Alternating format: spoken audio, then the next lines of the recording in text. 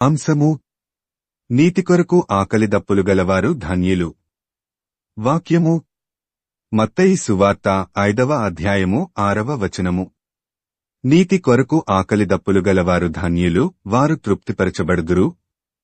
ప్రభువునందు ప్రియులారా, నేటి వాక్యమును ధ్యానించుకుందాము.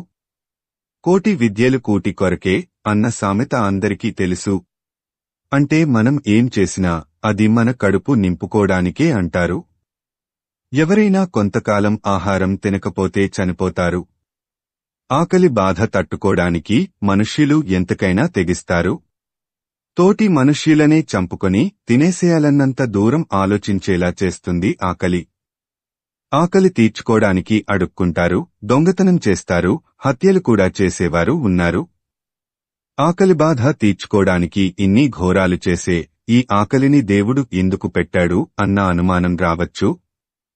ద్వితీయోపదేశకాండము 8:3 చూచినట్లయితే, ఆహారము వలననేగాక యెహోవా సెలవిచ్చిన ప్రతి మాట వలన నరులు బ్రతుకుదురని నీకు తెలియజేయుటకు ఆయన నిన్ను అణచి నీకు ఆకలి కలుగజేసి నీవేగాని నీ పితరులేగాని ఎన్నడెరగని మన్నాతో నిన్ను పోషించెను అని వ్రాయబడింది.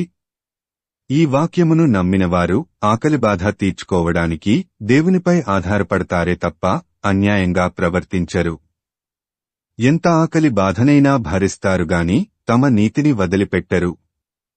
దేవుణ్ణి నమ్మినవారు చావుకైనా తెగిస్తారు కాని తమ నిజాయితీని వదిలిపెట్టరు. ఐగుప్తు దేశము నుండి కనాను దేశమునకు ప్రయాణిస్తున్న ఇశ్రాయేలీయులకు అరణ్యములో ఆకాశము నుండి మన్నాను కురిపించినప్పుడు దేవుడు వారి నీతిని పరీక్షించినట్లు చూడగలము. ఇదిగో నేను ఆకాశము నుండి మీ కొరకు ఆహారమును కురిపించెదను, వారు నా ధర్మశాస్త్రముననుసరించి నడుతురో లేదో అని నేను వారిని పరీక్షించినట్లు ఈ ప్రజలు వెళ్లి ఏనాటి బత్తెము ఆనాడే కూర్చుకొనవలెను. నిర్గమకాండము 16:4. ఆహారము కూర్చుకొనే విషయంలో దేవుడు వారి నీతిని పరీక్షించాడు. దేవునికి భయపడినవారు దేవుడు చెప్పినట్లే చేశారు. దేవుణ్ణి నమ్మనివారు వారి ఇష్ట ప్రకారం చేశారు.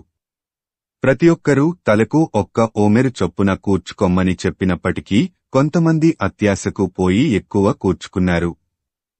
వారిలో ఎక్కువ కూర్చుకున్నవారి ఆహారము ఎక్కువగా మిగులలేదు సరికదా, అది కంపు కొట్టింది.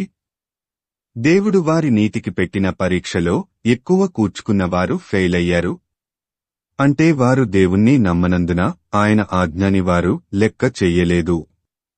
అబ్రాహాము దేవుని నమ్మెను, అది అతనికి నీతిగా ఎంచబడెను. గలతీ 3:6.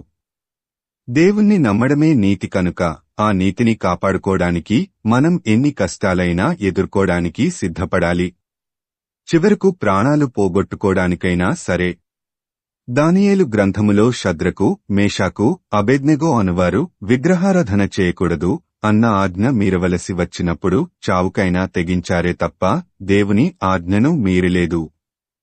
దేవునియందు భయభక్తులు, నీతి నిజాయితీ కలవారు ఎవరైనా సరే తమ నీతిని కాపాడుకోవడానికి ఎన్ని బాధలైనా భరిస్తారనటానికి బైబిల్లో మనం ఎన్నో ఉదాహరణలు చూడవచ్చును. కాబట్టి నీతిగా జీవించటానికి ఏమి తిందుమో, ఏమి త్రాగుదుమో, ఏమి ధరించుకొందుమో అని చింతింపకుడి అని మత్తయి 6:31లో చెప్పిన దేవుని మీద ఆధారపడి ఆకలి దప్పులను భరించినట్లయితే దేవుడే మనల్ని తృప్తిపరుస్తాడు. మనుష్యులు రొట్టె వలన మాత్రమే కాక దేవుని నోట నుండి వచ్చు ప్రతి మాట వలన బ్రతుకుతారు అని నమ్మినవారు వారి నీతిని కాపాడుకుంటారు. ప్రార్థించుకుందాము. ప్రభువా, ఈ లోకంలో మేము జీవించినంతకాలము జీవించటానికి అవసరమైన ఆహారము కొరకు నీ మీదనే ఆధారపడి నీతిగా జీవించేలా మాకు సహాయం చేయమని యేసయ్య నామమున అడుగుతున్నాము తండ్రి. ఆమేన్.